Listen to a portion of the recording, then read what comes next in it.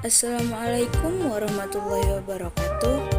Perkenalkan, nama saya Cindy Alicia Munte dengan NIM 210304165 dari kelas 2 Rek A MGT 3. Di sini saya akan menyampaikan sebagian materi-materi yang telah saya dapat awal mula masuk perkuliahan semester 2 di pengantar manajemen. Konsep dasar manajemen dan organisasi. Manajemen organisasi mengacu pada seni menyatukan orang pada platform bersama untuk membuka mereka bekerja menuju tujuan yang telah ditentukan sebelumnya.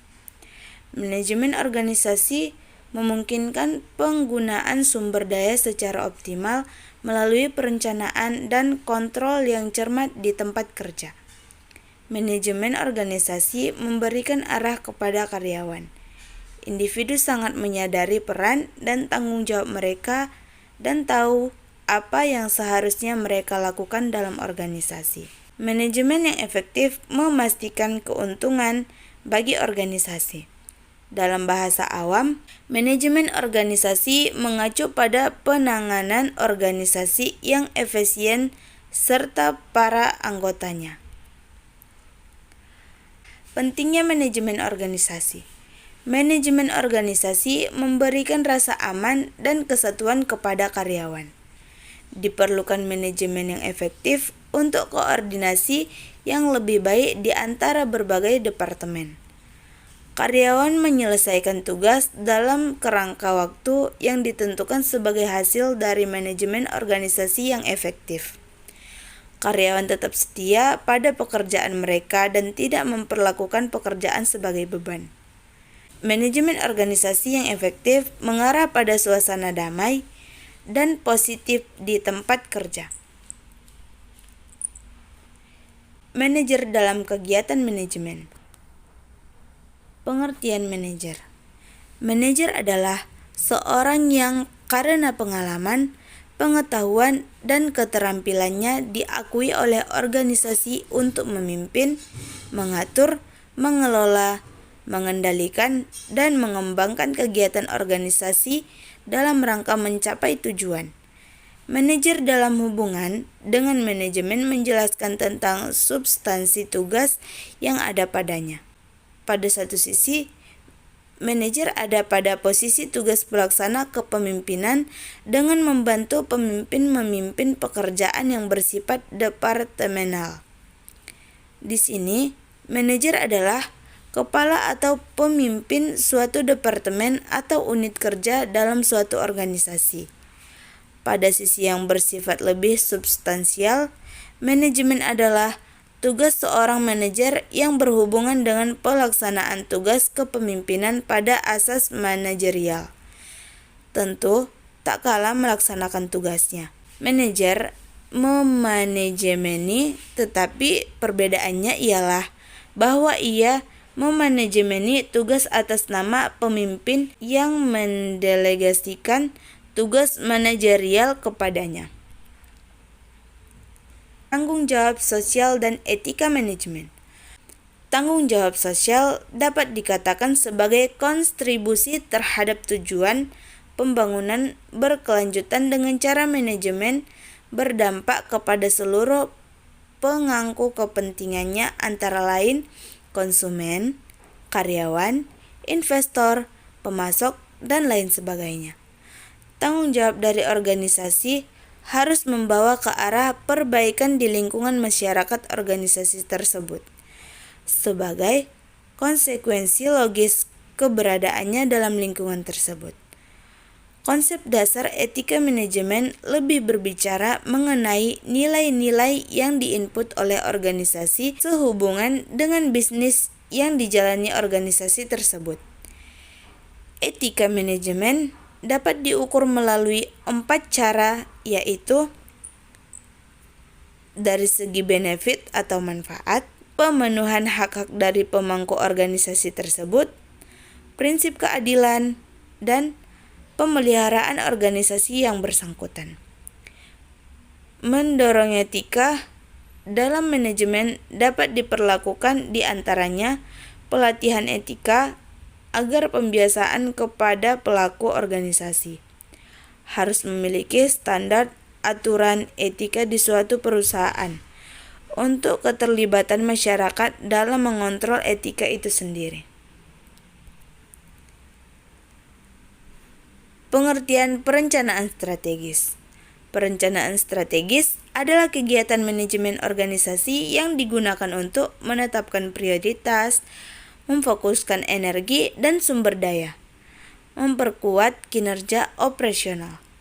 Perencanaan strategis juga memastikan bahwa karyawan dan pemangku kepemimpinan lainnya bekerja menuju tujuan bersama dan menetapkan kesepakatan tentang hasil yang diinginkan, serta menyesuaikan arah organisasi saat terjadi perubahan.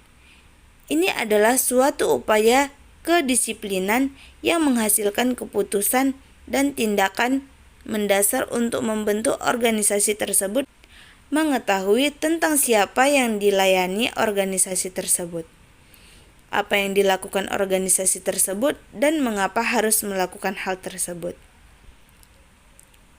Konsep perencanaan strategis. Perencanaan strategis terkait dengan masa depan. Suatu proses perencanaan pasti akan melibatkan berbagai tingkat kegagalan.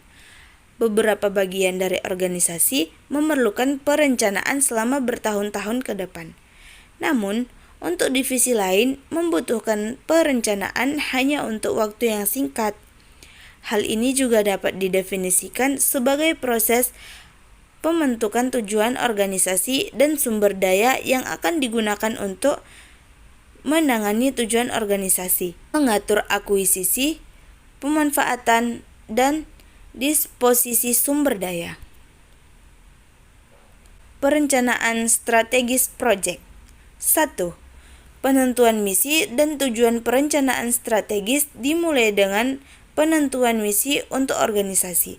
Tujuan utama organisasi yang telah ditetapkan harus didefinisikan dengan jelas.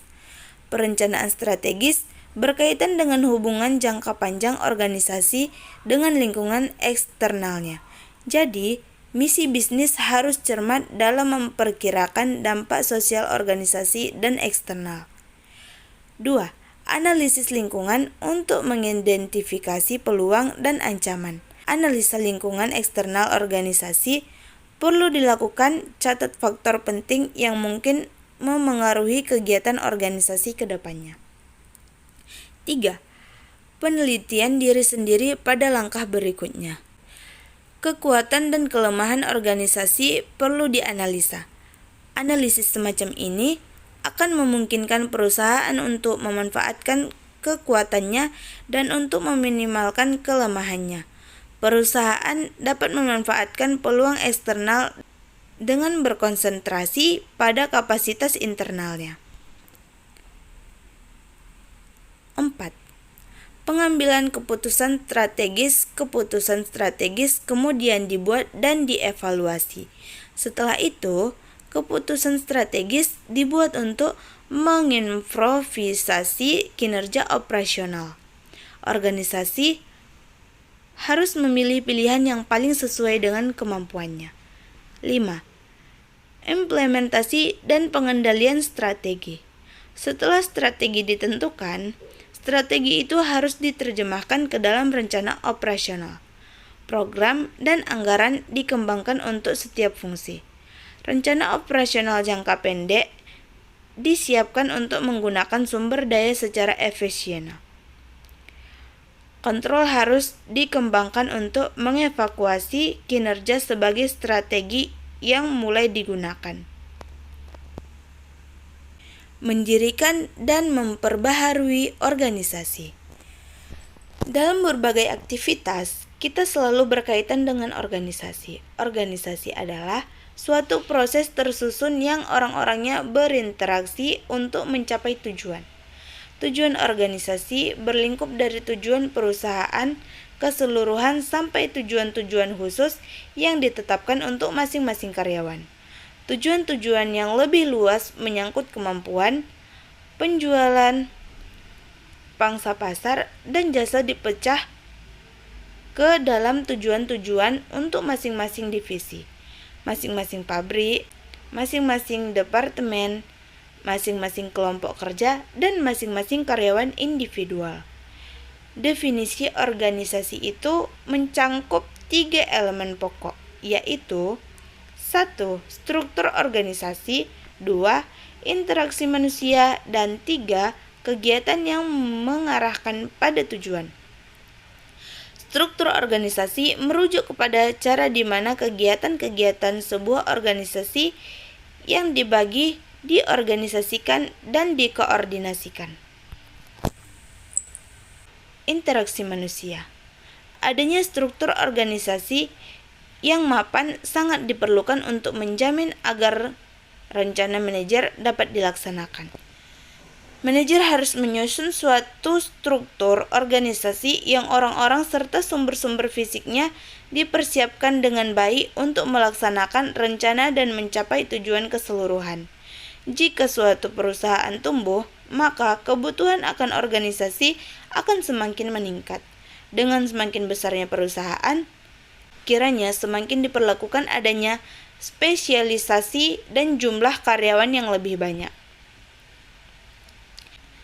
Manajemen sumber daya manusia. Organisasi memiliki berbagai macam sumber daya sebagai input untuk diubah menjadi output, berupa produk, barang, atau jasa. Sumber daya tersebut meliputi modal atau uang, teknologi untuk menunjang proses produksi, metode atau strategi yang digunakan untuk beroperasi manusia, dan sebagainya.